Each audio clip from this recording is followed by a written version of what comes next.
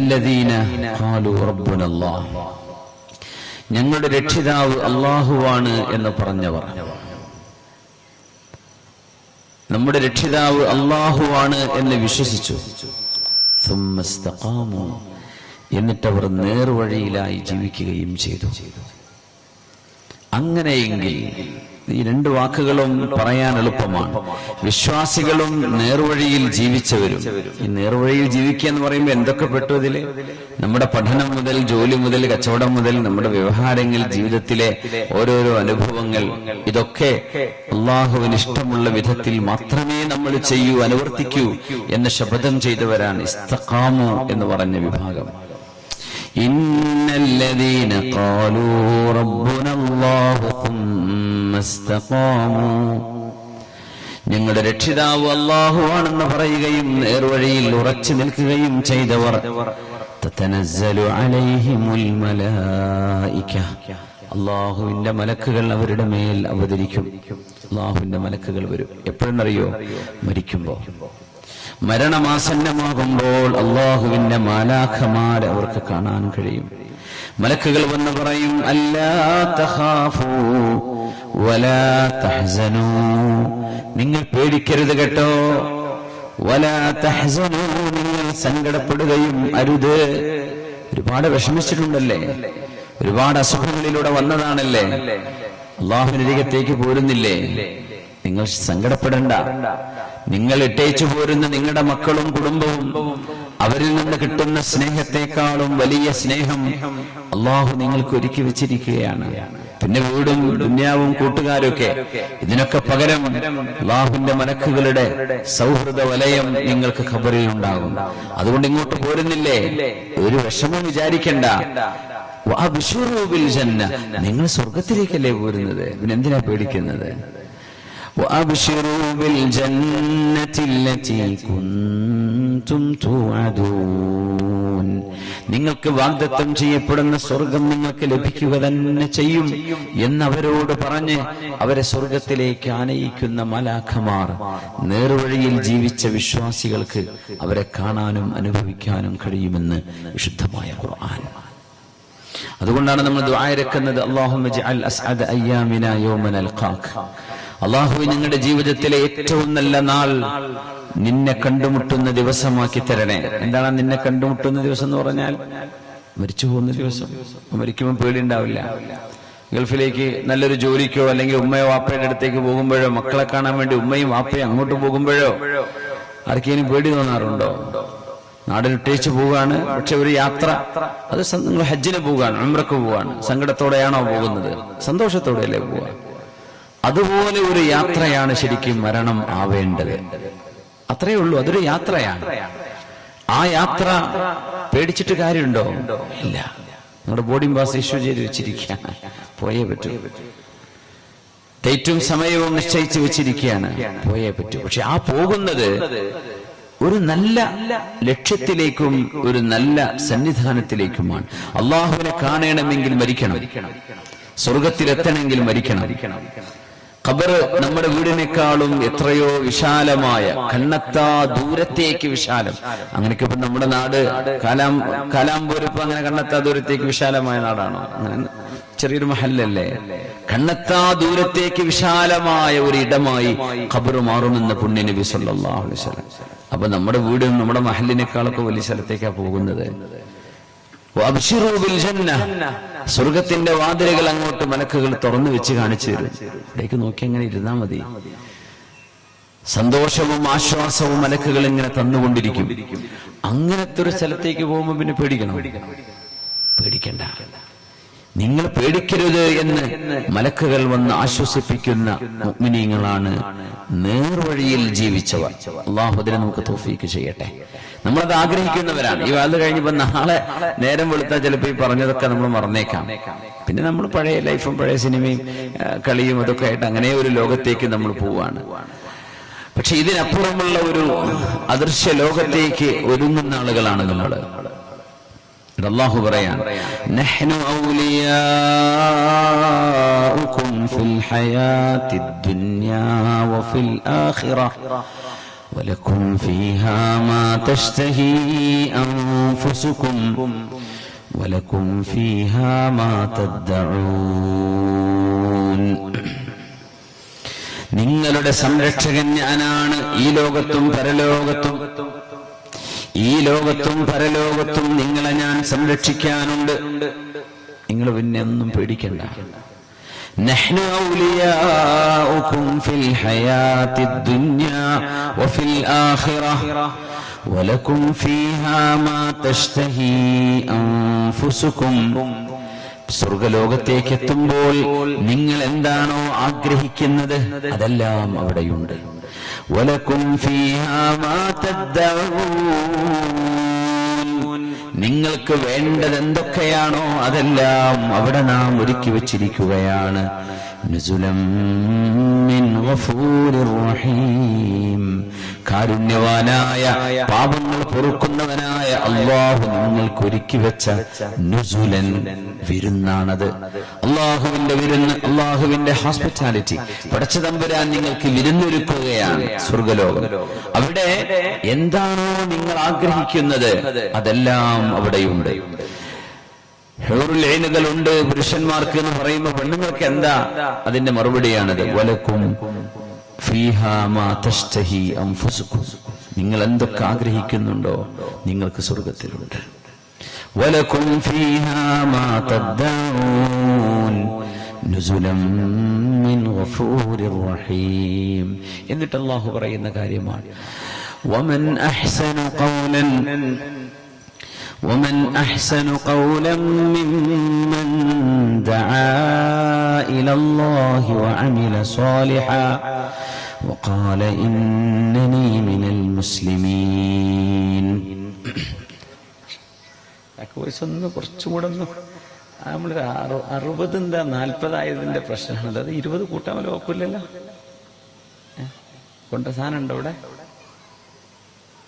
ഔട്ടേ അത് ഒരു 60 നിർബന്ധമായിരുന്നു. അപ്പൊ 40 ഉണ്ടല്ലോ. പക്ഷെ നമ്മൾ കുറെ ട്രൈ ചെയ്തതാണ്. ഈ 60 ഇല്ലാതെ ഇന്നുകൂടെ പറ്റുന്നില്ല. നാളത്തെ ദിവസങ്ങൾക്ക് ധാരാളമായിരിക്കും. എനിക്ക് 60 മിനിമം നിർബന്ധമാണ്. നമ്മൾ അങ്ങനെ തന്നെ പറയാറുണ്ട്. എന്നാലും നമുക്ക് ശരിക്കും എന്റെ സൗണ്ട് ചെറിയ സൗണ്ട് ആയതുകൊണ്ടേ നിങ്ങളെ മൈക്കുമ്പോൾ തന്നെ വെച്ച് കയറണം. അതാണ് പ്രശ്നം. നിങ്ങളെ കുഴപ്പമില്ല, എന്റെ സൗണ്ടിന്റെ കുഴപ്പമാണ്.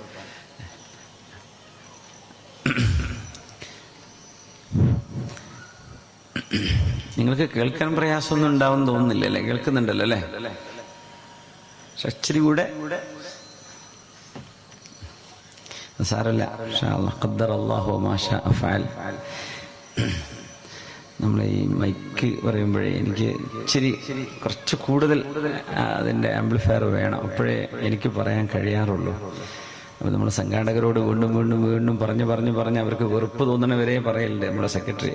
മൈക്ക് ശ്രദ്ധിക്കണം, ഇത്ര വാട്സ് വെക്കണേ. അപ്പോൾ ചിലപ്പോൾ ഇത്ര മതിയാവും, വേറെ സ്ഥാപനർക്ക് ഇത്രയൊക്കെ മതിയാവും. സാരല്ല, എനിക്ക് ഇച്ചിരി കൂടെ ഒരു 20,000 കുറവുണ്ട്. അതാണ് ഈ കാണുന്നത്. 60,000 കുറയ്ക്കരുത് എന്നാണ് നമ്മൾ പറയില്ല. കൂട്ടം എത്രയും രസത്തിൽ പറയും. നിങ്ങൾക്ക് കേൾക്കാനും പറ്റും, എനിക്ക് പറയാനും തോന്നും. കുറഞ്ഞാൽ നമുക്ക് ഇൻഷാ അല്ലാഹ് സാരല്ല. بسم الله الرحمن الرحيم ومن أحسن قولا ممن دعا إلى الله وعمل صالحا ومن أحسن قولا ممن دعا إلى الله وعمل صالحا وقال إنني من المسلمين. ഞാനൊരു മുസ്ലിമാണെന്ന് പറയുകയും അള്ളാഹുവിന്റെ വഴിയിലേക്ക് ആളുകളെ ക്ഷണിക്കുകയും ചെയ്തവനേക്കാൾ ഏറ്റവും നല്ല വാക്ക് പറഞ്ഞവൻ ആരാണ്? ഞാനൊരു മുസ്ലിമാണെന്ന്. You have to prove it in your words, in your actions, in your dress code. എല്ലാറ്റിലും ഞാനൊരു മുസ്ലിമാണ് എന്ന് വിളിച്ചു പറയുന്നവരാണ്. അത് മാത്രമല്ല, മയക്കുമരുന്നിന്റെ അടിമകളായ ആളുകളെ നന്മയിലേക്ക് പിടിച്ചുകൊണ്ടുവരുന്നു. വ്യഭിചാരത്തിലേക്ക് പോകുന്ന ആളെ അതിൽ നിന്ന് പിന്തിരിപ്പിക്കുന്നു. പലിശ ഇടപാടുകളിലേക്ക് പോകുന്നവനെ അതിൽ നിന്ന് പിന്തിരിപ്പിക്കുന്നു. ഇങ്ങനെ ആളുകൾക്ക് നന്മ പറഞ്ഞു കൊടുക്കുന്ന ഒരാളെക്കാളും നല്ല വാക്ക് പറയുന്നവൻ ആരാണ്? വമൻ അഹ്സനു ഖൗലൻ മിമ്മൻ ദഅ ഇലല്ലാഹ്. ഇന്നൽ ബരിയത യൗമ മബ്അസി അഹ്മദി നദറ ഇലാഹു ലഹാ ഫബദ്ദല ഹാലഹാ ബൽ കറമൽ ഇൻസാന ഹീന ഇഖ്താറ മിൻ ഖൈരിൽ ബരിയതി നജ്മഹാ വഹിലാലഹാ لبس المرقع وهو قائد أمة لبس المرقع وهو قائد أمة جبت الكنوز فكسرت أغلالها لما رآها الله تمشي نحوه لا تبتغي إلا رضاه سعالها. പുണ്യ നബി സല്ലല്ലാഹു അലൈഹി വസല്ലം തങ്ങളുടെ വിശുദ്ധമായ മദ്രസയിൽ പഠനം കഴിഞ്ഞ് പുറത്തിറങ്ങുന്ന ആളുകൾ ഈ പറയുന്ന ഇന്നല്ലദീന ഖാലൂ റബ്ബുനല്ലാഹു സുമ്മ ഇസ്തഖാമൂ, ഈമാനിന്റെയും ഇസ്തിഖാമത്തിന്റെയും ആളുകളാണ്. ഈമാനിന്റെയും ഇസ്തിഖാമത്തിന്റെയും ആളുകൾ. അവരിൽ പ്രമുഖനായ ഒരു വ്യക്തിയെ നമ്മൾ ഇന്ന് പരിചയപ്പെടുന്നു. അസ്മാഉ ബിൻത് അബീ ബക്കർ, അബൂബക്കർ സിദ്ദീഖ് റളിയല്ലാഹു അൻഹുവിന്റെ മകൾ അസ്മാ ബീവിയുടെ മകൻ അബ്ദുല്ലാഹ് ഇബ്നു സുബൈർ ഇബ്നുൽ അവ്വാം എന്ന ഹവാരി റസൂലില്ലാഹ്, അല്ലാഹുവിന്റെ റസൂലിന്റെ ഹവാരിയാണ്. സ്വർഗ്ഗത്തിൽ അവിടുത്തെ അടുത്തിരിക്കുന്ന കൂട്ടുകാരനാണെന്ന് പുണ്യ നബി തങ്ങൾ പറഞ്ഞ സുബൈർ ഇബ്നുൽ അവ്വാമിന്റെ മകൻ അബ്ദുല്ലാഹ് ഇബ്നു സുബൈർ റളിയല്ലാഹു അൻഹു. ആ വ്യക്തിത്വത്തിന്റെ അന്തസ്സിന്റെ ചില അടയാളപ്പെടുത്തലുകളാണ് ഇന്ന് നമ്മൾ ചർച്ച ചെയ്യുന്നത്. അബ്ദുല്ലാഹ് ഇബ്നു സുബൈർ റളിയല്ലാഹു അൻഹു ആരുടെ മോനാണെന്നറിയോ? ആയിഷ ബീവിയുടെ ജ്യേഷ്ഠത്തി അസ്മാ ബീവിയുടെ മോനാണ്. അസ്മാ ബീവി മരണപ്പെടുന്നത് 90 വയസ്സ് കഴിഞ്ഞതിന് ശേഷമാണ്. 90 വയസ്സ് വരെ ജീവിച്ച മഹദിയാണ് അസ്മാ ബീവി റളിയല്ലാഹു അൻഹ. ആ കുടുംബത്തെ നമ്മളൊന്ന് അറിയണം. പുണ്യ നബി തങ്ങൾ അന്നൊരിക്കൽ ഉച്ചനേരത്ത് അല്ലാഹുവിന്റെ ഹബീബ് സല്ലല്ലാഹു അലൈഹി വസല്ലം തങ്ങൾ സിദ്ദീഖ് റളിയല്ലാഹു അൻഹുവിന്റെ വീട്ടിലേക്ക് വന്നു. അതാന അദ്ദഹീറ, ആയിഷ ബീവി റളിയല്ലാഹു അൻഹ പറയാണ്, ഉച്ചനേരത്ത് നബി തങ്ങൾ സാധാരണ വരാറില്ല. അങ്ങനെ വന്നപ്പോ പുണ്യനിബിതങ്ങൾ സിദ്ദീഖ് റളിയല്ലാഹു അൻഹു നബിക്ക് വേണ്ടി വാതിൽ തുറന്നു കൊടുത്തു. തങ്ങൾ വന്നതിന് എന്തെങ്കിലും ഒരു പ്രത്യേക കാരണം കാണും, അല്ലെങ്കിൽ ഈ ഉച്ചനേരത്ത് വരാറില്ലല്ലോ. എന്താണ് നബിയെ, എന്താണ് വിഷയം? സിദ്ദീഖ്, നമുക്ക് സ്വകാര്യമായിട്ട് സംസാരിക്കാനുണ്ട്. നിങ്ങളുടെ വീട്ടിൽ ഇപ്പൊ ആരൊക്കെയാണുള്ളത്? പറഞ്ഞു നബിയെ, ഇൻഹും ഇല്ലാ അഹ്ലുക്, എന്റെ വീട്ടുകാർ അങ്ങയുടെ വീട്ടുകാരല്ലയോ നബിയെ. അവരാരും അങ്ങയുടെ സ്വകാര്യം പരസ്യപ്പെടുത്തില്ല, അവരാരും അങ്ങയെ വേദനിപ്പിക്കില്ല നബിയെ. അവരൊക്കെ അങ്ങയുടെ വീട്ടുകാരാണ്. അതുകൊണ്ട് അങ്ങ് ധൈര്യമായിട്ട് പറഞ്ഞോളൂ, ഇവരാരും ഒന്നും അങ്ങയ്ക്ക് വിഷമുണ്ടാക്കുന്നത് ചെയ്യില്ല. അവരെ കേൾക്കരുത് എന്ന് വിചാരിക്കേണ്ട, അവരെ കേട്ടാൽ പോലും ഒന്നുമേ അങ്ങയ്ക്ക് ബുദ്ധിമുട്ടുണ്ടാക്കുന്നത് എന്റെ വീട്ടുകാരെ ചെയ്യില്ല നബിയെ. എന്നാൽ സിദ്ദീഖേ, ഞാൻ പറയട്ടെ, അല്ലാഹു എനിക്ക് ഹിജ്റ പോകാൻ, മക്കയിൽ നിന്ന് മദീനയിലേക്ക് പലായനം ചെയ്യാൻ അനുമതി നൽകിയിരിക്കുന്നു എന്ന്, ഹിജ്റ ചെയ്യാനുള്ള അനുമതി ലഭിച്ച സമയമാണ് പുണ്യനബി അവിടെ ചെന്ന് സന്ദർശിച്ചത്. ആയിഷ ബീവി റളിയല്ലാഹു അൻഹ ആ രംഗം പറയുന്നുണ്ട്. എന്റെ ഉപ്പ സന്തോഷം കൊണ്ട് കരയുന്ന ഒരു കരച്ചിൽ, അങ്ങനെ ഒരു മനുഷ്യനും സന്തോഷം കൊണ്ട് കരയുന്നത് ഞാൻ മുമ്പൊരിക്കലും കണ്ടിട്ടില്ല, കേട്ടിട്ടില്ല. പുണ്യനബി തങ്ങൾ മദീനത്തേക്ക് പോവുകയാണെന്ന് പറഞ്ഞപ്പോ എല്ലാ സ്വഹാബികളും പോയി കഴിഞ്ഞു. ഇനി മക്കയിൽ ബാക്കിയുള്ളത് സിദ്ദീഖ് റളിയല്ലാഹു അൻഹുവും അലി റളിയല്ലാഹു അൻഹുവും അടക്കമുള്ള ഏതാനും ചില ആളുകളാണ്. അപ്പോ എന്റെ ഉപ്പ ചോദിച്ചു, അസ്സുഹ്ബത യാ റസൂലല്ലാഹ്, നബിയെ അങ്ങയുടെ കൂടെ വരാൻ എനിക്ക് അനുമതിയുണ്ടോ? അസ്സുഹ്ബത യാ റസൂലല്ലാഹ്, കൂടെ വരാൻ എനിക്ക് സമ്മതമുണ്ടോ നബിയെ? ഞാൻ അങ്ങയുടെ കൂടെ വരട്ടെയോ? ആ ചോദ്യം അല്ലാഹുവിന്റെ റസൂൽ തങ്ങൾ അതിന് മറുപടി കൊടുത്തു, സിദ്ദീഖേ കാത്തിരിക്കണം, അല്ലാഹുവിന്റെ അനുമതി വരട്ടെ. അല്ലാഹുവിന്റെ അനുമതി വരുന്നു, സിദ്ദീഖേ നിങ്ങൾക്ക് എന്റെ കൂടെ വരാൻ അനുമതിയുണ്ട്.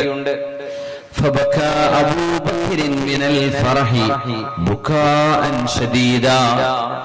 ആ നേരം തങ്ങളുടെ കൂടെ യാത്ര ചെയ്യാൻ സിദ്ദീഖ് റളിയല്ലാഹു അൻഹുവിനെ അനുമതി കിട്ടിയതിൽ പിന്നെ സന്തോഷം കൊണ്ട് പൊട്ടിക്കരഞ്ഞു അബൂബക്കർ സിദ്ദീഖ് റളിയല്ലാഹു അൻഹു. സന്തോഷം കൊണ്ട് പൊട്ടിക്കരയായിരുന്നു, സന്തോഷത്തിന്റെ പൊട്ടിക്കരച്ചിൽ. എന്നിട്ട് അല്ലാഹുവിന്റെ ഹബീബ് സ്വല്ലല്ലാഹു അലൈഹി വസല്ലം തങ്ങൾ ഹിജ്റ പോകുമ്പോൾ സിദ്ദീഖ് എന്നവരുടെ കുടുംബം ആയിഷ ബീവി എന്ന ചെറിയ കുട്ടിയാണ്. സിദ്ദീഖ് റളിയല്ലാഹു അൻഹുവിന്റെ കുടുംബമാണ് ഹബീബിനെ സഹായിക്കുന്നത്. സൗർ ഗുഹ എന്ന് പറയുന്ന മക്കയുടെ തെക്ക് ഭാഗത്താണ് സൗർ ഗുഹയുള്ളത്. മദീന മക്കയുടെ വടക്കാണ്, വടക്ക് പടിഞ്ഞാറ്. ആ വടക്ക് പടിഞ്ഞാറോട്ട് യാത്ര ചെയ്യേണ്ട നിമിത്തങ്ങൾ ശത്രുക്കൾക്ക് പിടികൊടുക്കാതിരിക്കാൻ വേണ്ടി തങ്ങൾ തെക്കോട്ടാണ് യാത്ര ചെയ്തത്, നേരെ ഓപ്പോസിറ്റ് ഡയറക്ഷനിലേക്ക്. ശത്രുക്കൾ പിടിക്കാതിരിക്കാൻ വേണ്ടി വിവിധങ്ങൾ ചെയ്ത അസ്ബാബുകളാണത്. ആ സമയം സൗർ ഗുഹയിൽ സിദ്ദീഖ് റളിയല്ലാഹു അൻഹുവിന്റെ കൂടെ അഷ്റഫുൽ ഖൽഖിന്റെ കൂടെ സിദ്ദീഖ് എന്നവരുടെ കൂടെ രണ്ടുപേരും വിവിധങ്ങളും സിദ്ദീഖ് റളിയല്ലാഹു അൻഹു ഇദ്ഹുമാ ഫിൽ ഗാരി ഇദ് യഖൂലു ലിസാഹിബിഹി. രണ്ടുപേരും താമസിച്ച 3 ദിവസം ആ ഗുഹക്കുള്ളിൽ താമസിച്ചിട്ടുണ്ട്. ചരിത്രം നമുക്കറിയാലോ. സിദ്ദീഖ് തങ്ങളുടെ കാലിൽ വന്ന് പാമ്പ് കൊത്തിയതും അവിടുത്തെ ഉമിനീര് തേച്ചു കൊടുത്ത് അത് അപ്പോഴേക്കും ഇൻസ്റ്റന്റ്ലി അവിടെ തന്നെ ആ നിമിഷം അത് ശിഫയായതും ഹബീബിന്റെ മുഅ്ജിസത്തും. ആ മലമുകളിലേക്ക് ആരാണ് പുണ്യനിബിതങ്ങൾക്കും സിദ്ദീഖ് റളിയല്ലാഹു അൻഹുവിനും ഭക്ഷണം കൊണ്ടുപോയി കൊടുത്തിരുന്നത് എന്നറിയുമോ? പൂർണ്ണ ഗർഭിണിയായിരുന്ന സിദ്ദീഖ് എന്നവരുടെ മോള് അസ്മാ ബീവി റളിയല്ലാഹു അൻഹാ. അസ്മാ ബീവി ആ മല കയറും. നമുക്കിന്ന് കയറണമെങ്കിൽ മിനിമം 2-3 മണിക്കൂർ എടുക്കും അങ്ങോട്ട് കയറാൻ, ഇറങ്ങാൻ അത്ര ഏകദേശം സമയം. ആ മലമുകളിലേക്ക് രാവിലെയും വൈകുന്നേരവും സ്വന്തം ഉപ്പാക്കും അല്ലാഹുവിന്റെ റസൂലിനും ഭക്ഷണം കൊടുത്ത മോളാണ് സിദ്ദീഖ് റളിയല്ലാഹു അൻഹുവിന്റെ മോള് അസ്മാ ബീവി റളിയല്ലാഹു അൻഹ. മക്കയിൽ നിന്ന് 2-3 കിലോമീറ്ററുകൾ താണ്ടിയാണ് സൗർ മലയിലേക്ക് എത്തുന്നത്. എന്നിട്ട് മല കയറണം. പൂർണ്ണ ഗർഭിണിയാണ്. സിദ്ദീഖ് റളിയല്ലാഹു അൻഹുവിന്റെ മകൻ അബ്ദുറഹ്മാൻ ഇബ്നു അബീ ബക്കർ, സിദ്ദീഖ് തങ്ങളുടെ മോനാണ് അബ്ദുറഹ്മാൻ ഇബ്നു അബീ ബക്കർ റളിയല്ലാഹു അൻഹു. അവർക്കൊരു ഡ്യൂട്ടിയുണ്ട്. മദീനയിലേക്കുള്ള യാത്രയിൽ ഒട്ടകത്തിന്റെ കാൽപ്പാടുകൾ മായ്ച്ചു കളയണം. ശത്രുക്കളുടെ വിവരം മക്കയിൽ നിന്ന് ന്യൂസ് നിബിതങ്ങൾക്ക് കൈമാറണം. എന്തൊക്കെയാണ് ശത്രുക്കളുടെ പ്ലാൻ എന്ന് നിബിതങ്ങൾക്ക് അറിയിച്ചു കൊടുക്കേണ്ട ഉത്തരവാദിത്വം സിദ്ദീഖ് എന്നവരുടെ മകൻ അബ്ദുറഹ്മാൻ ഇബ്നു അബീ ബക്കർ റളിയല്ലാഹു അൻഹു. പിന്നെ ആയിഷ ബീവി ചെറുപ്പമാണ്. ഇങ്ങനെ കുടുംബമൊന്നാകെ പുണ്യബിതങ്ങളുടെ ഹിജ്റയിൽ അവരൊന്നിച്ചാണ്. ആ നേരം പൂർണ്ണ ഗർഭിണിയായിരുന്ന അസ്മാ റളിയല്ലാഹു അൻഹാ മദീനയിലേക്ക് വരികയും മദീനയിൽ വെച്ച് അബ്ദുല്ലാഹ് ഇബ്നു സുബൈർ റളിയല്ലാഹു അൻഹുവിനെ പ്രസവിക്കുകയും ചെയ്യുന്നു. മദീനയിൽ എത്തിയ ഉടനെ മുസ്ലിമീങ്ങളിൽ ജനിച്ച ആദ്യത്തെ മോനാണ് മഹാനായ അബ്ദുല്ലാഹ് ഇബ്നു സുബൈർ റളിയല്ലാഹു അൻഹു എന്ന അസ്മാ ബീവിയുടെ മോൻ അബ്ദുല്ലാഹ്. ആ കുഞ്ഞിന്റെ ജന്മത്തിന് പ്രത്യേകതയുണ്ട്. മദീനയിൽ മുസ്ലിമീങ്ങൾ എത്തിയപ്പോ ജൂതന്മാർ പറഞ്ഞു, ഞങ്ങൾ ഇവിടുത്തെ മുസ്ലിമീങ്ങളായ ആളുകൾക്കൊക്കെ മാരണം ചെയ്തിട്ടുണ്ട്, അല്ലെങ്കിൽ അവർക്ക് ഞങ്ങളൊരു ഒരു ദുശകുനം ഇവിടെ ചെയ്തു വെച്ചിട്ടുണ്ട്. അതുകൊണ്ട് മുസ്ലിമീങ്ങളിലെ ഒരു പെണ്ണും ജീവനുള്ള കുട്ടിക്ക് ജന്മം കൊടുക്കില്ല. അവര് ഗർഭിണികളാണെങ്കിൽ അവർ പ്രസവിക്കുന്നത് ചാപ്പിള്ളയായിരിക്കും. ഇനിയിട്ട് അവർക്ക് കുട്ടികൾ ഉണ്ടാവുകയുമില്ല. ഉള്ള ഗർഭിണികളെ പ്രസവിക്കുമ്പോൾ ആ മക്കൾക്ക് ജീവൻ ഉണ്ടാവില്ല എന്ന് ഞങ്ങളുടെ ജ്യോത്സ്യന്മാർ ഞങ്ങളോട് പറഞ്ഞുവെന്ന് ജൂതന്മാർ അങ്ങാടികളിലൂടെ പറഞ്ഞു നടന്നിരുന്ന കാലമാണ്. ആ സമയത്താണ് അസ്മാ ബീവി പ്രസവിക്കുന്നത്. നോക്കുമ്പോ ഒരു കുഴപ്പമില്ലാത്ത സുമുഖനായൊരു മോനും.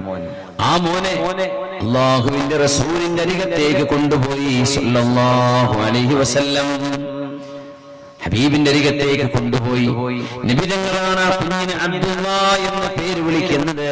അവിടുത്തെ പരിശുദ്ധമായ ഉമിനീര് കൊണ്ടാണ് അബ്ദുല്ലാഹി തങ്ങൾക്ക് തഹ്നീക്ക് ചെയ്തു കൊടുക്കുന്നത്, മധുരം കൊടുക്കുന്നത്. സല്ലല്ലാഹു അലൈഹി വസല്ലം അല്ലാഹുവിന്റെ ഹബീബ് ആ കുഞ്ഞിനെയും പിടിച്ച് മദീനയുടെ അങ്ങാടിയിലൂടെ നടക്കുമായിരുന്നു. മുസ്ലിമീങ്ങൾ കൊണ്ടു നടക്കുമായിരുന്നു. അന്നത്തെ ജൂതന്മാരെ കാണിച്ചു കൊടുക്കാൻ നിങ്ങളല്ലേ പറഞ്ഞത് ഞങ്ങൾക്കിനി മക്കള് ജനിക്കില്ല എന്ന്? കാണുന്നില്ലേ, ഇത് ഞങ്ങൾക്ക് ജനിച്ച മോനാണ്.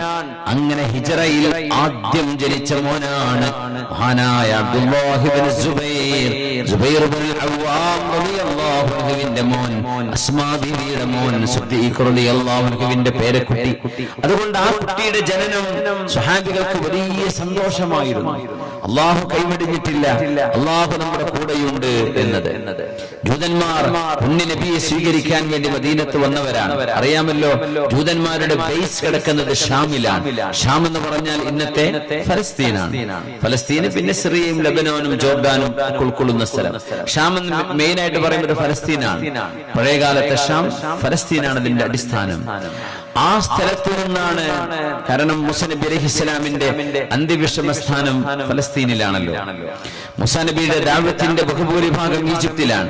ഫലസ്തീനിൽ നിന്ന് ബൈ റോഡ് യാത്ര ചെയ്യാൻ കഴിയുന്ന സ്ഥലമാണ് ഈജിപ്റ്റ്. ഏതായിരുന്നാലും സയ്യിദുനാ മൂസാ നബി അലൈഹിസ്സലാമിന്റെ കാലം തൊട്ട് അവിടുത്തെ ജൂതന്മാർ മദീനയിലേക്ക് ഇങ്ങനെ പലായനം ചെയ്യുന്നുണ്ട്. അതൊരു വലിയ അത്ഭുതമാണ്. കാരണം ജിയോഗ്രഫിക്കലി മദീനയുടെ ക്ലൈമറ്റ് ഷാമിനേക്കാളും മോശമാണ്. മദീനക്കൊരു പനിയുണ്ട്. തങ്ങൾ പറയാറുണ്ട്, മദീനയുടെ പരിപരുക്കൻ കാലാവസ്ഥ ആരെങ്കിലും ക്ഷമിക്കുകയും ആ മദീനയുടെ കാലാവസ്ഥയുടെ പ്രയാസങ്ങൾ സഹിക്കുകയും ചെയ്താൽ അവർക്ക് അല്ലാഹു പുറത്തു കൊടുക്കും എന്ന് പുണ്യ നബി ദുആ ചെയ്തിട്ടുണ്ട്.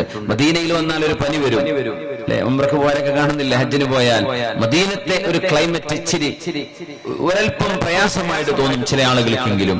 പക്ഷെ അത് ബറക്കത്തുള്ള മണ്ണാണ്. ഖൈറു ബിലാദില്ലാഹ് അഹബ്ബു ബിഖാഇല്ലാഹി ഇലാ റസൂലില്ലാഹ്. അല്ലാഹുവിന്റെ ഹബീബിന്, അല്ലാഹുവിന് എത്രമേൽ ഇഷ്ടപ്പെട്ട നാടാണത്. പക്ഷേ ഷാം അങ്ങനെയല്ല. ഫലസ്തീനിലൊക്കെ പോയ ആളുകൾ, ജോർദാനിൽ പോയ ആളുകൾ ഉണ്ടെങ്കിൽ മനസ്സിലാവും ഞാൻ പറയുന്നത്. അവിടെ മുന്തിരിത്തോട്ടങ്ങളുണ്ട്. ജോർദാനിൽ മുന്തിരിത്തോട്ടങ്ങളുണ്ട്, അത്തിപ്പഴങ്ങൾ ധാരാളം. സൈത്തൂൻ വത്തീനി വസ്സൈത്തൂൻ വതൂരി സീനീൻ വഹാദൽ ബലദിൽ അമീൻ. ഖുർആൻ സത്യം ചെയ്തു പറഞ്ഞ ആ ഒരു രംഗം നോക്കൂ. വത്തീനി വസ്സൈത്തൂൻ, അത്തിപ്പഴവും അതുപോലെ തന്നെ സൈത്തൂൻ, ഒലീവ്. ഒലീവിനെയും അത്തിപ്പഴത്തെയും തന്നെയാണ് സത്യം എന്ന് പറഞ്ഞാൽ ഒലീവും അത്തിപ്പഴവും ഉണ്ടാകുന്ന ഫലസ്തീൻ ഷാം പ്രദേശത്തെ തന്നെയാണ് സത്യം എന്നാണ്. വതൂരി സീനീൻ, സീനാ മലമടക്കുകളെ തന്നെയാണ് സത്യം. വഹാദൽ ബലദിൽ അമീൻ, ഈ സുരക്ഷിതമായ നാടിനെ തന്നെയാണ് സത്യം. ഏതാണ് നാട്? വിശുദ്ധമായ മക്ക. മക്കയും സീനാ പർവ്വതവും ഫലസ്തീനും, 3 നാടുകളെ അള്ളാഹു സത്യം ചെയ്തു. എന്തേ കാരണം? തൂർസീനയിലാണ് മൂസാ നബിയുടെ തൗറാത്ത് ഇറങ്ങുന്നത്. ഫലസ്തീനിലെ സാഈർ മലയിലാണ് ഈസാ നബി അലൈഹിസ്സലാമിന് ഇഞ്ചീൽ കിട്ടുന്നത്. മക്കയിലെ പാറാൻ കുന്നുകളിലാണ്, ജബലുൻ നൂറിലാണ് വിശുദ്ധമായ ഖുർആൻ അവതരിക്കുന്നത്. 4 കിതാബുകൾ ഇറങ്ങിയ 4 പ്രവാചകന്മാരിലേക്കും 3 പ്രവാചകന്മാരും 3 സന്ദേശങ്ങളും. 4ാമത്തെ കിതാബ് ദാവൂദ് നബി അലൈഹിസ്സലാമിന്റെ സബൂർ. സബൂർ ഫലസ്തീനിൽ തന്നെയാണ്. പക്ഷെ സബൂറിൽ നിയമങ്ങളില്ല. സബൂർ എന്ന് പറയുന്നത് അള്ളാഹുവിനെ മദ്ഹ് ചെയ്യുന്ന കാവ്യമാണ്, കവിതകളാണ്. അള്ളാഹുവിനെ പുകഴ്ത്തി പറയുന്ന ബൈത്തുകളാണ് സബൂർ. അതുകൊണ്ട് സബൂറിനെ നിയമപുസ്തകമായിട്ട് കാണാറില്ല. കാരണം സബൂർ തൗറാത്തിനെ അനുകരിച്ചുകൊണ്ടാണ്. സബൂറിന്റെ ആളുകൾ തൗറാത്താണ് അപ്പോഴും നിയമം. ഇഞ്ചീൽ വന്നപ്പോഴും തൗറാത്തിനെ അപ്ഡേറ്റ് ചെയ്തതായിരുന്നു ഇഞ്ചീൽ. വിശുദ്ധ ഖുർആൻ ഈ നിയമങ്ങളെ മുഴുവനും അപ്ഡേറ്റ് ചെയ്തിട്ടാണ് വിശുദ്ധ ഖുർആൻ വരുന്നത്. അതുകൊണ്ട് തന്നെ അള്ളാഹു സത്യം ചെയ്തത് 3 നാടുകളെയാണ്. അതിൽ അത്തിപ്പഴവും ഒലീവും ഉണ്ടാകുന്ന നാട് എന്ന് അള്ളാഹു സൂചിപ്പിച്ചു. അതായത് മെഡിറ്ററേനിയൻ കടലിന്റെ ആ ഒരു സൈഡ് ഭാഗങ്ങൾ. മെഡിറ്ററേനിയൻ കടലിന്റെ സൈഡ് എന്ന് പറയുമ്പോൾ ചില ഭാഗങ്ങൾ ഇറാഖിന്റെ, തുർക്കിയുടെ ഭാഗങ്ങൾ വരും. പിന്നെ നേരെ മധ്യത്തിൽ, മെഡിറ്ററേനിയന്റെ മധ്യത്തിൽ സൈപ്രസ് വരുന്നുണ്ട്. അതിനപ്പുറത്ത് സ്പെയിൻ വരുന്നുണ്ട്. ഏതായിരുന്നാലും ഈ രാജ്യങ്ങളൊക്കെ അൽ ബഹ്റുൽ മുതവസ്സിത്ത് എന്ന് പറയുന്ന മെഡിറ്ററേനിയൻ കടലിനെ ചുറ്റിപ്പറ്റി കിടക്കുന്ന പ്രദേശങ്ങളാണ്. അവിടങ്ങളിൽ ഉണ്ടാകുന്ന ഒലീവാണ് ഏറ്റവും ഗുഡ് ക്വാളിറ്റി വെർജിൻ ഓയിൽ എന്നൊക്കെ പറയുന്ന നല്ല ഒലീവ് ഓയിലുകൾ കിട്ടുന്നത് മെഡിറ്ററേനിയൻ കടലിന്റെ ചുറ്റുമുള്ള നാടുകളിലാണ്. അതിൽ ഫലസ്തീനുണ്ട്. നല്ല കാലാവസ്ഥയാണ്. ഇപ്പോഴൊക്കെ അവിടെ ശരിക്ക് ഐസ് പെയ്യുന്ന പോലെ കടുത്ത തണുപ്പാണ്. 1 ഡിഗ്രി 2, 3, 4, 7 അങ്ങനെയൊക്കെയാണ് ഇപ്പോ ഈ ഡിസംബറിൽ അവിടുത്തെ കാലാവസ്ഥകളൊക്കെ. പക്ഷേ ആ ഒരു നല്ല നാട്, നല്ല കുന്നിൻ പുറങ്ങളാണ്. ഫലസ്തീനൊക്കെ രസകരമായ കുന്നുകളാണ്, നല്ല മനോഹരമായ കുന്നുകൾ, വലിയ വലിയ മരങ്ങളോ ഒന്നും ഇല്ലാത്ത, കാണാൻ നല്ല ഭംഗിയുള്ള, നല്ല ഇളയ പച്ചപ്പുല്ലുകളുള്ള നല്ല നല്ല കുന്നുകളാണ് ഫലസ്തീൻ മുഴുക്കയും. അത്രയും മനോഹരമായ ഒരു നാട്ടിൽ നിന്ന് ജൂതന്മാർ മക്കയിൽ വന്ന് താമസമാക്കി. എന്തിനാ അവർ മദീനത്ത് വന്നത്? മദീനയിൽ താമസമാക്കുന്നു. മദീന എന്ന് പറയുന്നത് നഖീലുൻ ബൈന ഹറത്തൈൻ. ഹറ എന്ന് പറഞ്ഞാൽ വോൾക്കാനോ ഇറപ്ഷൻ ഉണ്ടായിട്ട്, നമ്മുടെ അഗ്നിപർവ്വത വിസ്ഫോടനം, അഗ്നിപർവ്വത സ്ഫോടനം ഉണ്ടായിട്ട് അതിൽ നിന്ന് തെറിച്ചു വീഴുന്ന കല്ല് കറുത്ത കല്ലുകളായിരിക്കും. ആ കറുത്ത കല്ലുകൾ നിറഞ്ഞ 2 മരുഭൂമിയുടെ ഇടയിലുള്ള ഈത്തപ്പനകളുള്ള പ്രദേശം. അങ്ങനെ അന്ന് യഥിരിബിനെ മദീനയെ അറിയപ്പെടുക. ആ പ്രദേശത്തേക്ക് ഷാമിൽ നിന്ന് ഏകദേശം ഒരു 800-900 കിലോമീറ്റർ അപ്പുറത്ത് നിന്ന് അവർ യാത്ര ചെയ്തു വന്നു. എന്തിനെന്നറിയോ? അന്ത്യപ്രവാചകരായ അഷ്റഫുൽ ഖൽഖ് സ്വല്ലല്ലാഹു അലൈഹി വസല്ലം തങ്ങളെ സ്വീകരിക്കാൻ, നബി തങ്ങളെ സ്വീകരിക്കാൻ വന്നവരാണ് അവർ. ക്രിസ്ത്യാനികൾ വന്നു. എവിടുന്ന്? ജെറുസലേമിൽ നിന്ന്. ഈസാ നബി അലൈഹിസ്സലാമിന്റെ ജന്മസ്ഥാനം ബത്ലഹേം എന്ന് പറയുന്ന പ്രദേശം, അല്ലെങ്കിൽ നേറ്റിവിറ്റി ചർച്ച് എന്ന് ക്രിസ്ത്യാനികൾ വിശ്വസിക്കാറുണ്ട്. നമ്മുടെയൊക്കെ പ്രമാണങ്ങളിലൊക്കെയുള്ള സൂചന പ്രകാരം ഈത്തപ്പന നിങ്ങൾ കുലുക്കിക്കോളൂ എന്ന് മറിയം ബീവി പ്രസവിക്കാൻ നിൽക്കുന്ന നേരത്ത് അല്ലാഹു പറഞ്ഞത്, ആ ഒരു ആയത്തിന്റെയൊക്കെ വിശദീകരണങ്ങളിൽ മഹാന്മാരായ മുഫസ്സിരീങ്ങൾ അഭിപ്രായപ്പെടുന്നത് അതൊരിക്കലും ജെറുസലേം ആയിരിക്കണമെന്നില്ല. അത് ഇച്ചിരി താഴെ ജെറുസലേമിൽ ഈത്തപ്പന ഉണ്ടാവില്ല. ഈത്തപ്പന ഉണ്ടാവുന്നത് ജെറിക്കോയിലാണ്, അരീഹ സിറ്റിയിലാണ്. ജെറിക്കോ ചൂടുള്ള പ്രദേശമാണ്. ജെറിക്കോ എന്ന് 25-30 കിലോമീറ്റർ ഉള്ളൂ ജെറുസലേമിലേക്ക്. ജോർദാനിൽ നിന്ന് ജെറിക്കോ വഴിയാണ് നമ്മൾ ഫലസ്തീനിലേക്ക് പോവുക. ആ ജെറിക്കോയിൽ എവിടെയോ ആവണം ഈസാ നബി അലൈഹിസ്സലാമിന്റെ ജന്മം നടന്നത് എന്നാണ് മുസ്ലിം പക്ഷം ചരിത്ര പണ്ഡിതന്മാർ പറയാം. ക്രിസ്ത്യാനികൾ പറയും അത് ബത്ലഹേമിലാണ്, നേറ്റിവിറ്റി ചർച്ചിലാണെന്നൊക്കെ. നേറ്റിവിറ്റി ചർച്ചിൽ ഈസാ നബിയുടെ ജന്മം നടന്ന സ്ഥലം എന്ന് അടയാളപ്പെടുത്തിയതൊക്കെ ആ ഒരു ചർച്ചിൽ ചെന്നാൽ നമുക്ക് ഇന്നും കാണാൻ പറ്റും. ഞാൻ കണ്ടിട്ടുണ്ട്, പോയ ആളുകളൊക്കെ ഉണ്ടായിരിക്കും. ഈസാ നബി അലൈഹിസ്സലാമിന്റെ സ്ഥാനം അവിടെയാണ്. ഈസാ നബി അലൈഹിസ്സലാം ആകാശത്തേക്ക് ഉയർത്തപ്പെട്ടതും ഫലസ്തീനിലാണ്. ആ സ്ഥലമൊക്കെ ഇന്ന് ജബൽ സൈത്തൂൻ, മൗണ്ട് ഒലീവിന്റെ മുകളിൽ ഒരു സ്മാരകമായിട്ട് ഇന്ന് നിലനിൽക്കുന്നുണ്ട്. അതിന് തൊട്ടപ്പുറത്താണ് റാബിഅത്തുൽ അദവിയ ബീവിയുടെ മഖാമുള്ളത്. ഏതായിരുന്നാലും ഈ സ്ഥലങ്ങളിൽ നിന്നാണ് ക്രിസ്ത്യാനികൾ എങ്ങോട്ട് വരുന്നത്? മരുഭൂമിയിലൂടെ. നഫൂത്ത് മരുഭൂമി എന്ന് പറയുന്നത് ഡേഞ്ചറസ് മരുഭൂമിയാണ്. ആ മരുഭൂമി താണ്ടിയിട്ട് വേണം മദീനയിലേക്ക് എത്താൻ. നമ്മളിപ്പോ മദീനയിൽ നിന്ന് ഖൈബർ വഴി, തബൂക്ക്, അൽ ഉല വഴി, അതായത് മദായിൻ സ്വാലിഹ് വഴി നമ്മൾക്ക് ജോർദാൻ ബോർഡറിലേക്ക്, അഖബയിലേക്ക് പോകാൻ കഴിയും. ആ യാത്രയ്ക്ക് ദുർഘടമായ മരുഭൂമിയാണത്, ഡ്രൈ മരുഭൂമിയാണ്. അത്രയും പരുഷമായ കാലാവസ്ഥ സഹിച്ചുകൊണ്ട് മദീനയിലേക്ക് ജൂതന്മാരും ക്രിസ്ത്യാനികളും വന്നു. എന്തിനു വന്നു? അവര് കാലാവസ്ഥ നോക്കിയാൽ യൂറോപ്പിന്റെ ക്ലൈമറ്റ് ആണ് ഫലസ്തീന്. യൂറോപ്പ് എന്ന് പറഞ്ഞുകൂടാ, അവിടുന്ന് മെഡിറ്ററേനിയൻ കടൽ കഴിഞ്ഞ പിന്നെ യൂറോപ്പാണല്ലോ. തുർക്കിയുടെ ഒരു ഭാഗം യൂറോപ്പാണ്. അപ്പൊ ഇറാഖ് കഴിഞ്ഞാൽ നേരെ ഇറാഖിലൂടെ ബൈ ലാൻഡ് തുർക്കിയിലേക്ക് കിടക്കാം. തുർക്കിയിൽ നേരെ കഴിഞ്ഞാൽ പിന്നെ അത് യൂറോപ്പിലേക്കാണ് കിടക്കുന്നത്, ഗ്രീസിലേക്ക് കിടക്കാൻ പറ്റും. ഏതായിരുന്നാലും അത്രയും നല്ല ഒരു കാലാവസ്ഥയുള്ള ഒരു നാട്, മുന്തിരിത്തോട്ടങ്ങളുള്ള നാട്, അത്തിപ്പഴവും ഒലീവും ഉണ്ടാകുന്ന നാട്. ആ ഒരു നാട്ടിൽ നിന്ന് മദീനയിലേക്ക് കുടിയേറിയ ജൂതന്മാരും ക്രിസ്ത്യാനികളും എന്തിനവിടെ വന്നു എന്ന് ചോദിച്ചാൽ ഒരൊറ്റ ഉത്തരമേ ഉള്ളൂ. അവരുടെ സ്ക്രിപ്റ്റിൽ, അവരുടെ വേദഗ്രന്ഥങ്ങളിൽ അന്ത്യപ്രവാചകൻ വരുന്നത് മദീനയിലാണ് അല്ലെങ്കിൽ യഥ്രിബിലാണ് എന്ന് അവർക്കറിയാം. ആ പുണ്യപ്രവാചകനെ സ്വീകരിക്കാനാണ് അവരിങ്ങോട്ട് വന്നത്. ജൂതപണ്ഡിതനായിരുന്ന അബ്ദുല്ലാഹിബ്നു സലാം അല്ലെങ്കിൽ അബ്ദുല്ലാഹിബ്നു സലാം റളിയല്ലാഹു തആല അൻഹു അല്ലാഹുവിന്റെ റസൂലിന്റെ അരികത്തേക്ക് വന്നൊരു ചരിത്രമുണ്ട്. അദ്ദേഹം ജൂതന്മാരിലെ പ്രമാണിയായ നല്ല ഒരു പണ്ഡിതനാണ്. അവരുടെ ഷെയ്ഖാണ് അബ്ദുല്ലാഹിബ്നു സലാം തന്നെ. അങ്ങനെ അല്ലാഹുവിന്റെ റസൂലിനെ സംബന്ധിച്ച് ഇങ്ങനെ കേൾക്കുന്നു. സ്വഹാബിമാര് പറയാറുണ്ട്, ഒരു അൻസ്വാരി തന്നെ പറയുന്നു, ഞങ്ങളുടെ കൂട്ടത്തിൽ ഒരു ജൂതൻ ഇടക്കിടക്ക് ഞങ്ങളുടെ കൂട്ടത്തിൽ വന്നിട്ട് പറയും ഒരു അന്ത്യപ്രവാചകന്റെ അടയാളങ്ങൾ.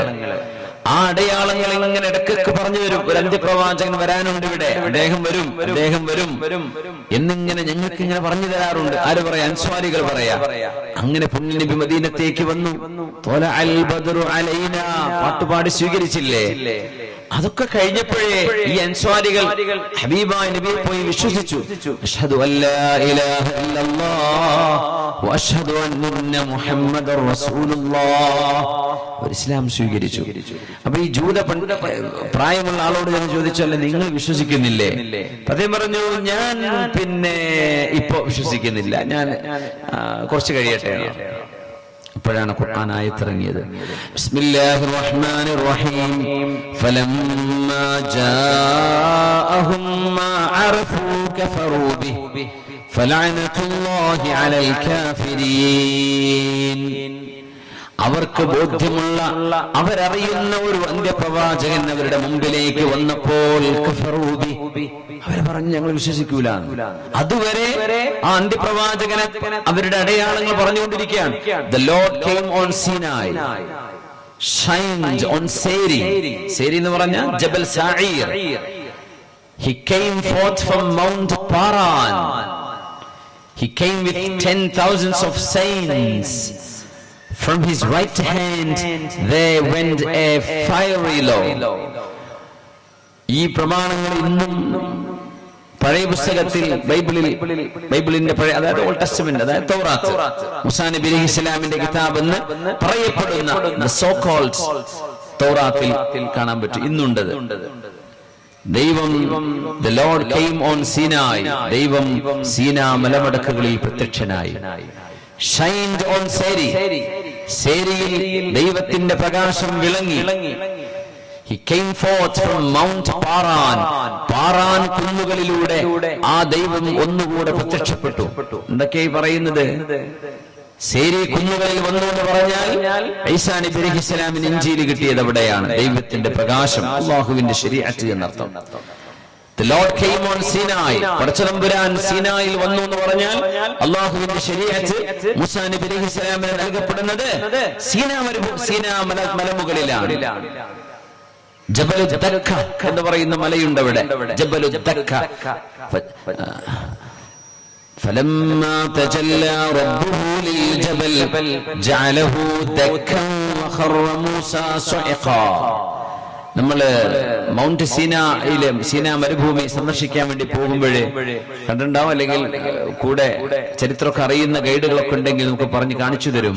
കുറച്ച് ദൂരെ അവിടെ ഒരു മെഹ്റാബ് പോലെ ഒരു പള്ളി, ഒരു ചെറിയൊരു മസ്ജിദ് ഒരു മലയുടെ മുകളിൽ ഉണ്ടാക്കി വെച്ചിട്ടുണ്ട്. അതാണ് ജബലു ദക്ക. തൊട്ടു മുമ്പിൽ അല്ലാഹു മൂസാ നബി അലൈഹിസ്സലാമിനോട് സംസാരിച്ച ചെടിയുണ്ട്. സെയിന്റ് കാത്തറീൻ ചർച്ചിനുള്ളിൽ ഇതൊക്കെ കാണാൻ പറ്റുന്ന, യാത്ര ചെയ്താൽ കാണാൻ പറ്റുന്ന വിഷയങ്ങളാണ്. ഒരുപാട് ആൾക്കാർ പോകാറുണ്ടല്ലോ ഫലസ്തീനി യാത്രയൊക്കെ. ജബലു ദക്കയുണ്ട്. എന്താണ് ആ ദക്ക എന്ന് പറഞ്ഞാൽ? അല്ലാഹു സുബ്ഹാനഹു വ തആലയുടെ പരിശുദ്ധമായ ജലാലിയത്തിന്റെ, അല്ലാഹുവിന്റെ നൂറ്, അല്ലാഹുവിന്റെ ദാത്തല്ലത്, അല്ലാഹുവിന്റെ നൂറ് ഒരൽപ്പം ആ ഒരു പർവ്വതത്തിലേക്ക് പ്രസരണം ചെയ്തപ്പോഴേക്കും ഉയർന്നു നിൽക്കുന്ന പർവ്വതം അങ്ങ് ഇടിഞ്ഞു താഴുകയാണ് ഉണ്ടായത്. ഇന്നും ആ പർവ്വതം അങ്ങനെ ഇടിഞ്ഞു താഴ്ന്നു നിൽക്കുന്ന ഒരു അമർത്തിയ പോലെ. അതുകൊണ്ടാണ് അതിന്റെ ജബലു ദക്ക എന്ന് പറയുന്നത്. നമുക്കിന്ന് കാണാൻ കഴിയും. അവിടെയാണ് അല്ലാഹുവിന്റെ ദിവ്യപ്രഭ എന്ന് പറയുന്ന ശരീഅത്ത്, മൂസാ നബിക്ക് തൗറാത്തിന്റെ ഫലകങ്ങൾ.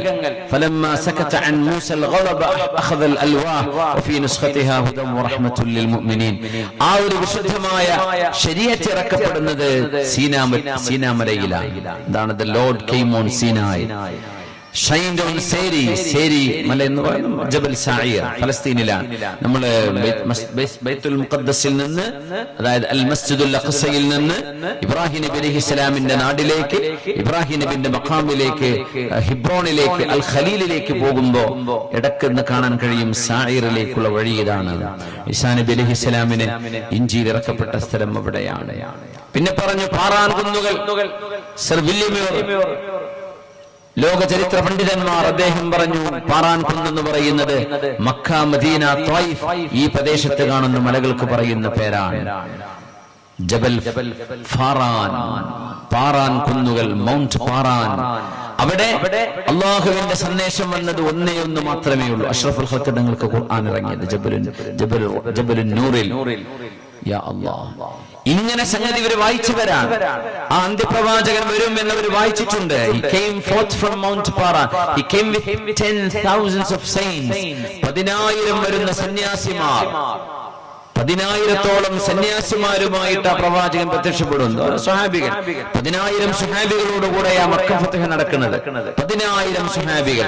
എങ്ങനെയാണ് ആ എണ്ണം അത്ര കൃത്യമായത്? വലിയ അത്ഭുതമാണ്. അല്ലാഹു മൂസാ നബിക്ക് ഇറക്കി കൊടുത്ത വിഷയമാണിത്. ഇന്നും ചരിത്രത്തിൽ സത്യത്തിന്റെ ചില തിരുശേഷിപ്പുകൾ നമുക്ക് ആ ഗ്രന്ഥങ്ങളിൽ കാണുകയാണ്. 10,000 വിശുദ്ധന്മാരായ ആളുകളോടുകൂടെ ആ പ്രവാചകൻ കടന്നു വരും. മദീനയിൽ നിന്ന് മക്കയിലേക്ക് ഹിജ്റ 8-ാം വർഷം നബി തങ്ങൾ കടന്നു വരുമ്പോ തങ്ങളോടുകൂടെ ഉണ്ടായിരുന്ന സ്വഹാബിമാരുടെ എണ്ണം എത്രയാ? 10,000. എന്നിട്ട് പറഞ്ഞു, ഫ്രം ഹിസ് റൈറ്റ് ഹാൻഡ്, ആ പുണ്യ നബിയുടെ വലതു കൈയിൽ they went a fiery law, അഗ്നിപ്രമാണമായ തീ പോലെ നിൽക്കുന്ന ഒരു പ്രമാണം ആ പ്രവാചകന്റെ കയ്യിലുണ്ടാവും. എന്താ തീ ചെയ്യുക? കരിച്ചു കളയും, ഇഹ്റാഖ് ചെയ്യും, ബേൺ ചെയ്യും. മുൻ ശരീഅത്തുകൾ മുഴുവനും ബേൺ ചെയ്തിട്ടാണ് ഖുർആനിന്റെ ശരീഅത്ത് വരുന്നത്. ഖുർആൻ മറ്റു ശരീഅത്തുകളെ നസ്ഖ് ചെയ്തു എന്നാ പറയാ. ഖുർആൻ നാസിഖാൻ, മറ്റു ശരീഅത്തുകൾ മൻസൂഖാൻ, അബ്രോഗേറ്റഡ്. ഖുർആൻ ആണ് ഇപ്പോ ഇഫക്റ്റീവായിട്ട് നിൽക്കുന്ന അല്ലാഹുവിന്റെ ശരീഅത്ത്. അങ്ങനത്തെ ഒരു ന്യായപ്രമാണവുമായി വരുന്ന അന്ത്യപ്രവാചകൻ. ഇങ്ങനെയൊക്കെ നബിയെ പറ്റി എന്തെല്ലാം വിവരണങ്ങളുണ്ട്. പാറഖലീത്ത എന്ന് പറഞ്ഞതും മുഹമ്മദ് എന്ന് പറയുന്നതും ഒക്കെ വിവിധ ഗ്രന്ഥങ്ങളിൽ നമ്മുടെ ചർച്ച അതല്ലാത്തതിന്റെ പേരിൽ ഞാൻ ആ വിഷയം വിടുകയാണ്. ഇതൊക്കെ അറിഞ്ഞതിന്റെ പേരിലാണ് അവര് മദീനത്തേക്ക് വന്നത്. അതുകൊണ്ടാണ് ഫലമ്മാ ജാഅഹും മാ അറഫൂ കഫറൂ ബിഹി ഫലഅനതുല്ലാഹി അലൽ കാഫിരീൻ. അബ്ദുല്ലാഹി ഇബ്നു സലാം റളിയല്ലാഹു അൻഹു പറയുന്നു, അന്ത്യപ്രവാചകൻ മദീനയിലേക്ക് വരുന്നു എന്നറിഞ്ഞപ്പോൾ ഞാൻ ഒരു പറ്റം ജൂതന്മാരുടെ കൂടെ അന്ത്യപ്രവാചകന്റെ മുഖശ്രീ കാണാൻ വേണ്ടി ഞാൻ കാത്തിരുന്നു. പുണ്യനബി മദീനത്തേക്ക് വന്നത് എനിക്ക് ഓർമ്മയുണ്ട്. ഒട്ടകപ്പുറത്ത് അവിടുത്തെ സ്വാഹിബായ സിദ്ദീഖ് റളിയല്ലാഹു അൻഹു കൂടെയുണ്ട്. സ്വഹാബിമാർ പാട്ടുപാടി നബിയെ സ്വീകരിച്ചു. ത്വാലഅൽ ബദ്റു അലൈനാ മിൻ സനിയാത്തിൽ വദാഇ വജബ ശുക്രു علينا ما دعا لله داعي أيها المبعوث فينا جئت بالأمر المطاع جئت شرفت المدينة مرحبا يا خير داعي. സനിയാത്തുൽ വദാഇൽ നിന്ന് ഉദിച്ചേർന്നു വരുന്ന പൂർണ്ണചന്ദ്രനെ നബിയേ, മദീനയിലേക്ക് സ്വാഗതം. അബ്ദുല്ലാഹി ഇബ്നു സലാം എന്നവരെ ഇങ്ങനെ നോക്കി നിൽക്കുകയാണ്. എന്താണോ അന്ത്യപ്രവാചകർ ലോകത്തോട് ആദ്യമായി ഉരിയാടാൻ പോകുന്നത്, എന്താണോ നബിതങ്ങൾ ആദ്യമായി പറയാൻ പോകുന്നത് എന്ന് വളരെ ആകാംക്ഷയോടുകൂടെ, വളരെ ആകാംക്ഷാഭരിതനായി മഹാനായ അബ്ദുല്ലാഹി ഇബ്നു സലാം എന്നവർ, അന്ന് ജൂത പണ്ഡിതനാണ്, മുസ്ലിമായിട്ടില്ല, നോക്കി നിൽക്കുകയാണ്. പുണ്യനബി വന്നു. അവിടെ നിന്ന് ഒട്ടകപ്പുറത്ത് താഴെ ഇറങ്ങി ഒട്ടകത്തെ കയറൂടി വിട്ടുന്നത് എവിടെയാണോ താനെ മുട്ടുകുത്തുന്നത് അവിടം അല്ലാഹുവിന്റെ മസ്ജിദ് പണിയാം. അതിന്റെ അരികത്തെ വീട്ടിൽ ഹബീബ് താമസിക്കുകയും ചെയ്യും. അസ്വാഹിനെ കയറഴിച്ചു വിട്ട നേരം അല്ലാഹുവിന്റെ ഹബീബ് സ്വഹാബികളോട് സംസാരിക്കാൻ പോകുന്നത് ഞാൻ ശ്രദ്ധിച്ചു. പുണ്യനബിയുടെ മുഖത്തേക്ക് ഞാൻ നോക്കുമ്പോൾ എനിക്ക് ബോധ്യപ്പെട്ടു, ഒരിക്കലും ഇത് നുണ പറയുന്ന ഒരാളല്ല. മുഖം കണ്ടപ്പോ മനസ്സിലായി, ആ ഒരു മുഖശ്രീ അവിടെ തന്നെയുണ്ട്. ഇതൊരു അന്ത്യപ്രവാചകനാണ്. അത്ര മനോഹരം, extremely handsome and good looking അല്ലാഹുവിന്റെ ഹബീബിന്റെ മുഖം കണ്ടപ്പോഴേ എനിക്ക് തോന്നി ഇവര് നുണ പറയില്ല. കണ്ടപ്പോഴേ എനിക്ക് മനസ്സിലായി. അങ്ങനെ പുണ്യനബി സംസാരിക്കാൻ തുടങ്ങുകയാണ്. അയ്യുഹന്നാസ്, അല്ലയോ ജനങ്ങളെ, മുസ്ലിമീങ്ങളെ അല്ലെങ്കിൽ ഔസ് ഗോത്രക്കാരെ, ഖസറജുകാരെ, മുഹാജിറുകളെ എന്നൊക്കെ വിളിക്കാമായിരുന്നു. പക്ഷെ തങ്ങൾ അയ്യുഹന്നാസ്, ഓ പീപ്പിൾ, ജനങ്ങളെ, അഫ്ശുസ്സലാം, സലാം പ്രചരിപ്പിക്കണമേ, അത്ഇമുത്ത്വാം, ഭക്ഷണം കൊടുക്കണേ, അന്നദാനം ചെയ്യണേ, സിലുൽ അർഹാം, കുടുംബ ബന്ധങ്ങളെ നിങ്ങൾ മുറിച്ചു മാറ്റരുതേ, കൂട്ടിയോജിപ്പിക്കണേ, നിങ്ങൾ നല്ല കുടുംബ ബന്ധം സൂക്ഷിക്കുന്നവരാകണം. പിന്നെ പറഞ്ഞു സല്ലൂ ബില്ലൈലി വന്നാസു നിയാം, ജനങ്ങളെ ഉറങ്ങുമ്പോ നിങ്ങൾ എഴുന്നേറ്റ് 2 റക്അത്തെങ്കിലും അല്ലാഹു നിസ്കരിച്ചേക്കണമേ. തദ്ഖുലുൽ ജന്നത ബിസലാം, നിങ്ങൾക്ക് സമാധാനത്തോടെ സ്വർഗത്തിലേക്ക് പോകാൻ കഴിയുന്ന 4 കാര്യങ്ങൾ. ആദ്യത്തെ ഹദീസാണത് മദീനയിലെ. അഫ്ശുസ്സലാം, സലാം പ്രചരിപ്പിക്കണം. അത്ഇമുത്ത്വാം, ഭക്ഷണം കൊടുക്കണം, അന്നദാനം. ബദരീങ്ങൾ ആണ്ടിന് റബീഉൽ അവ്വലിന് വിശേഷപ്പെട്ട ദിവസങ്ങളിലെ നമ്മൾ അന്നദാനം ചെയ്യും. മസ്ജിദുകളും മഹല്ലുകളൊക്കെ അല്ലാഹുവിന്റെ റസൂലിന് അത്രമേൽ ഇഷ്ടപ്പെട്ട ഒരു കാര്യമാണ് അത്ഇമുത്ത്വാം. അത് വിശക്കുന്നവർക്ക്, എല്ലാവർക്കും, പാവപ്പെട്ടവർക്ക് മാത്രമല്ല എല്ലാവർക്കും ഭക്ഷണം കൊടുക്കുന്നു. അത്ഇമുത്ത്വാം, സിലുൽ അർഹാം, കുടുംബ ബന്ധങ്ങളെന്ന് മുറിച്ചു മാറ്റുന്ന കാലമാണ്. നിങ്ങളുടെ കുടുംബ ബന്ധങ്ങളെ നിങ്ങൾ കൂട്ടിയോജിപ്പിക്കണേ.